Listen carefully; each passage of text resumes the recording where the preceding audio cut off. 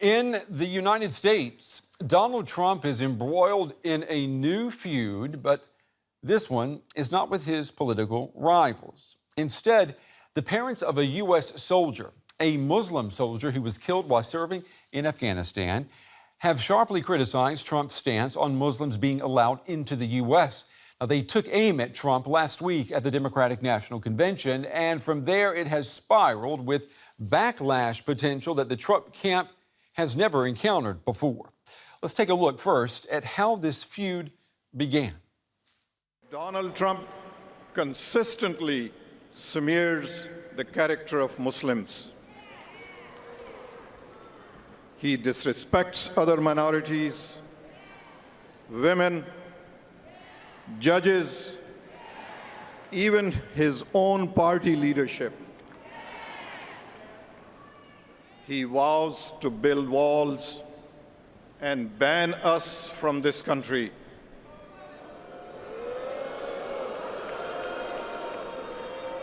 Donald Trump, you're asking Americans to trust you with their future. Let me ask you, have you even read the United States Constitution?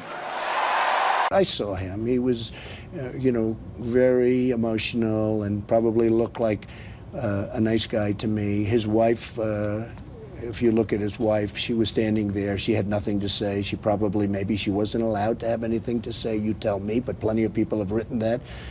She was extremely quiet, and it looked like she had nothing to say. A lot of people have said that. Have you ever been to Arlington Cemetery?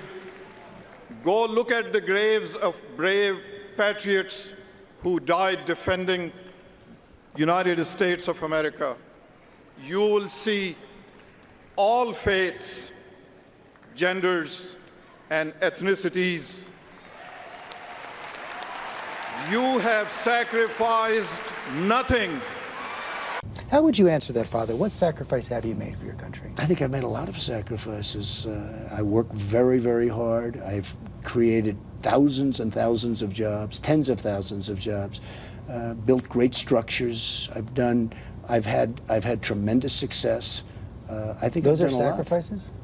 Oh, sure, I think they're sacrifices. I think when I can employ thousands and thousands of people, take care of their education, take care of so many things. All right, we want to pull in our correspondent in Washington, Richard Walker. He is following this story for us. And Richard, we have to say, this is a story that is getting bigger by the hour.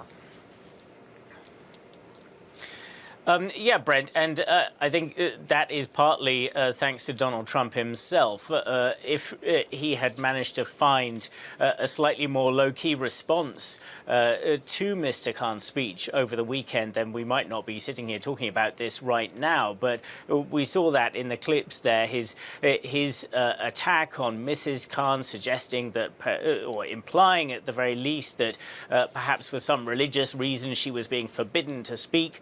And also over the weekend, describing Mr. Khan's attack on him as vicious. These things have only fed the sort of sense of outrage that has been growing over this whole story.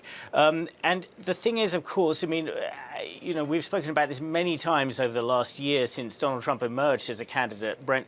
The thing about him is that he doesn't apologize. So what is he going to do? It would tarnish his brand to actually apologize, especially given that Mr. Khan spoke at the Democratic Convention, so it would be seen as a huge victory for the Democrats. So it might simply be that Donald Trump's best bet is to try and change the subject to something else and just make some controversial comment about something else. But for now, he's very much stuck in this storyline. Yeah, that's a very good way of putting it. The brand never apologizes. You've spoken today to people who are trying, you're trying to get a feel for what the public is thinking. Let's take a listen to that. Well, the family lost their son fighting for our country, and I think they deserve a lot of respect. And I think that he should think his comments through a little bit more. I watched that, and it's hard to watch most of the time. Hard to watch him talk. Actually offensive to anyone in the military. So It just doesn't take that much to be nice to people. I don't think he's serious about any of that stuff. I think it's mainly for attention. I mean, I just don't know if he understands religion fully. I do support Trump, though. I think that he's impulsive and he says things without thinking a lot about the purpose of why he's saying them. If you look around, there are a lot of rules around some of the other religions that are not as popular but becoming popular in the States, where women do have a second seat and not the full rights of the American people. It's just another series of things that come out of his mouth that he wishes he could pull back. It's unfortunate he said it. It's sad that he said it, and I wish he hadn't said it. All right, Richard, that's an excellent sampling there of just people on the street there in Washington. But I mean, we've even got big Republican players talking today. John McCain, for example, I mean, he issued a personal statement, and Senator Lindsey Graham saying that this is going to a place where we've never gone before.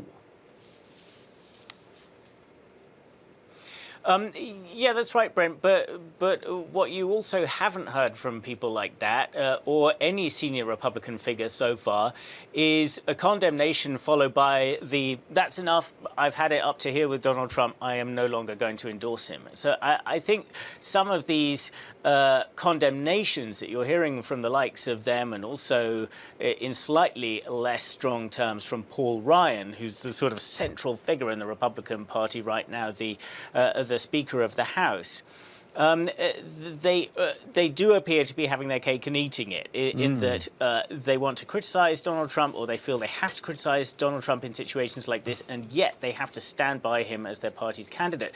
So I think kind of the political watchers here in Washington are all sort of watching with bated breath and just wondering, will anyone at any point actually break ranks and say, you know what, this is too much for me, I'm actually going to no longer support Donald Trump. And I can tell you one thing for sure, the people who, from the Republican establishment, who have been like that all along, the likes of Mitt Romney, for instance, the last presidential nominee, and Jeb Bush, also one of the people who were competing with Donald Trump, who have said they're not going to support him. Well, these people are certainly feeling pretty justified right now.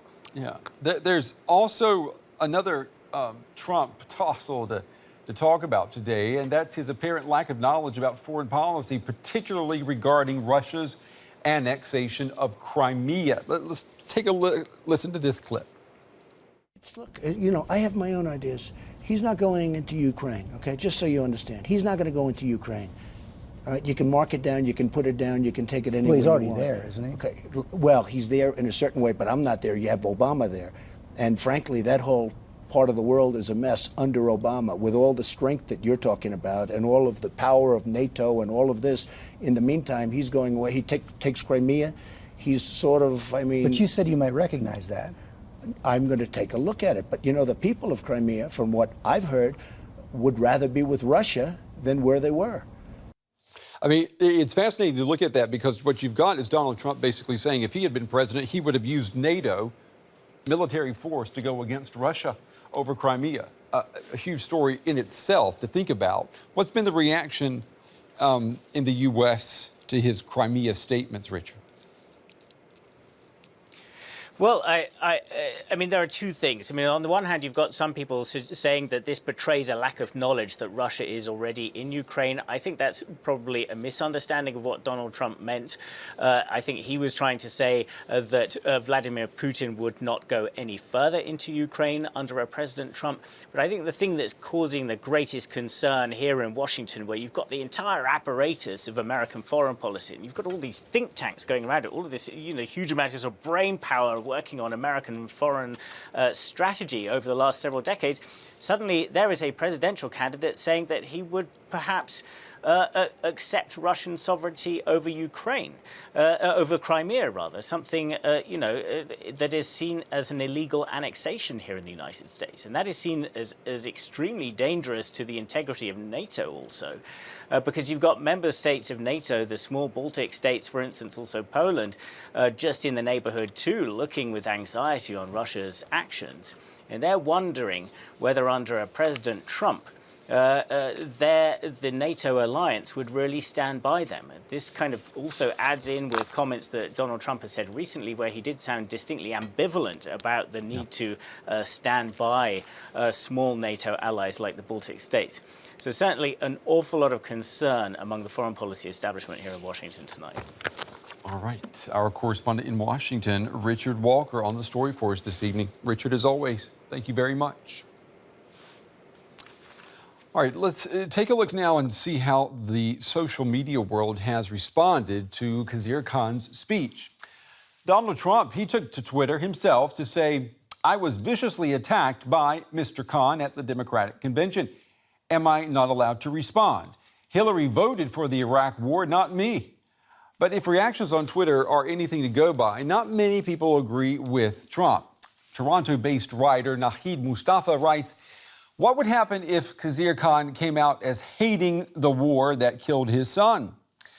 Michael Weiss, a writer from New York, points to Islamophobia. As night follows day, now the Trumpkins are saying that Khizr Khan is an Islamist. And finally, Trump's comments about Khizr Khan's wife, Ghazila, have inspired the hashtag #CanYouHearUsNow. Muslim American women and their allies are using this hashtag to take a stand against Trump.